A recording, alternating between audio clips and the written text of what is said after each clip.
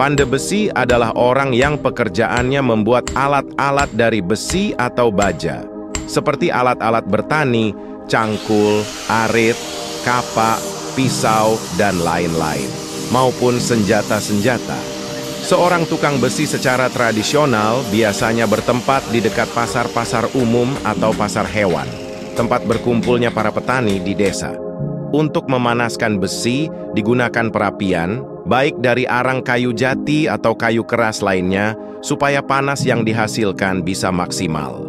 Untuk alas ketika akan membentuk besi, digunakan paron. Selain membuat alat, seorang pandai besi juga dapat mengasah alat yang lama supaya tajam kembali. Di Pringgasela Timur ada seorang pandai besi yang terkenal. Bernama Bang Dedi. Pandai besi Bang Dendi terkenal hampir seluruh Lombok Timur di kalangan petani yang gemar membuat sabit. Pandai Dedi sudah berjalan sekitar 10 tahun semenjak kepulangannya dari Malaysia. Lamun pengikut ayat sama Adil ini doang mulai tahun 2015. Nah lagu dari mulai dengan tahap belajar kita masih SD lah ya.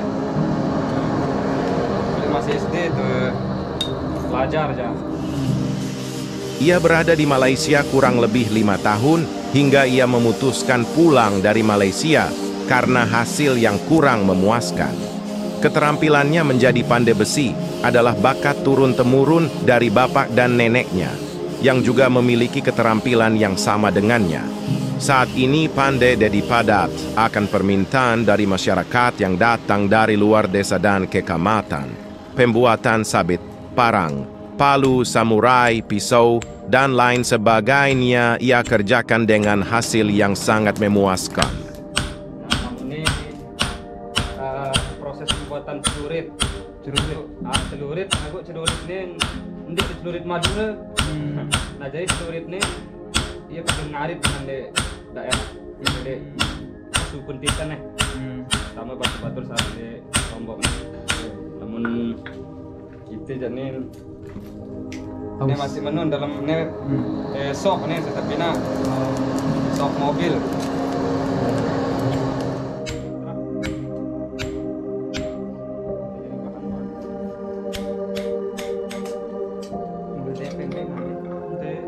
Itu proses untuk dari mana ini.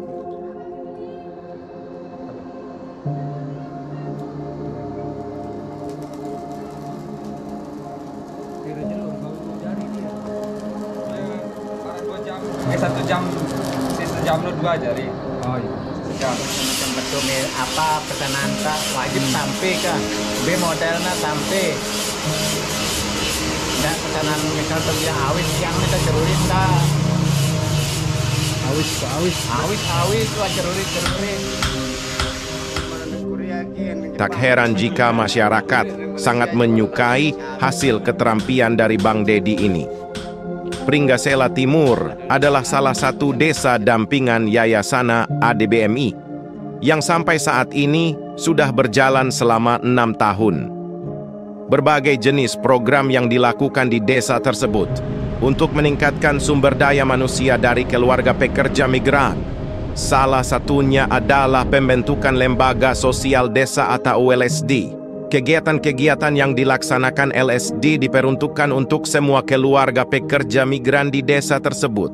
Salah satu dari masyarakat yang sering ikut menghadiri kegiatan LSD di desa adalah Pak Dedi Pandai ini.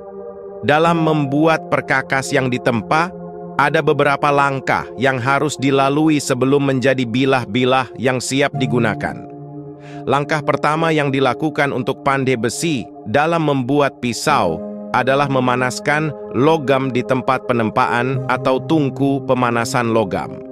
Suhu yang tepat akan berbeda-beda, tetapi api dari arang yang ditiup udara sudah mencukupi. Kemudian periksa warna logam ketika dipanaskan.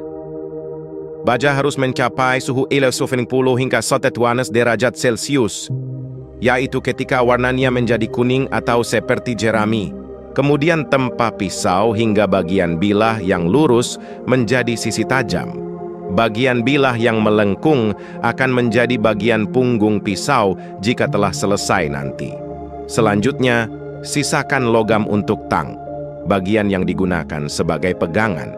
Sisakan sekitar 5 cm atau lebih di salah satu ujung logam.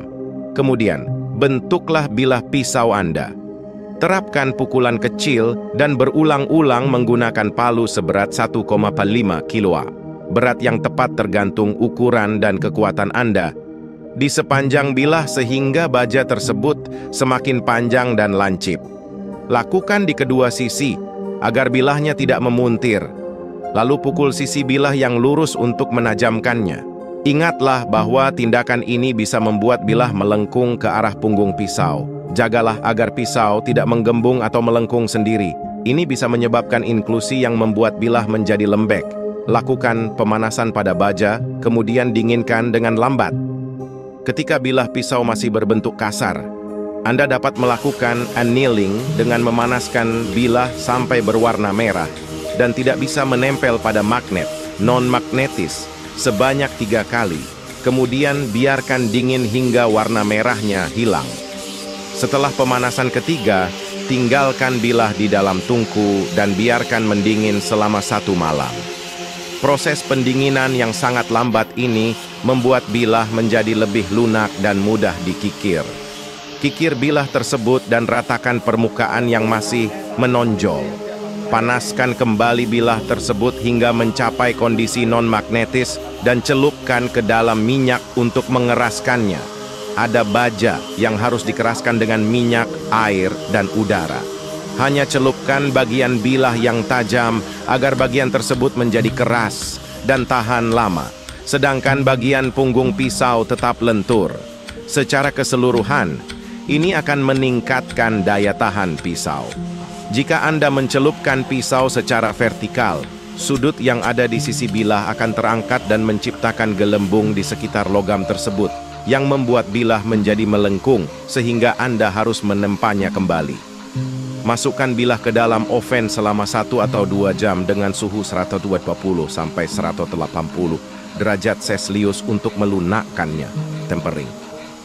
Anda juga dapat meninggalkannya di tempat yang panas dan ditutupi batu bara, misalnya di dalam kotak dari batu bata yang dibuat secara darurat. Pasang pegangannya. Anda bisa melubangi tang pisau, lalu menempelinya dengan kayu dan menguatkannya dengan paku keling.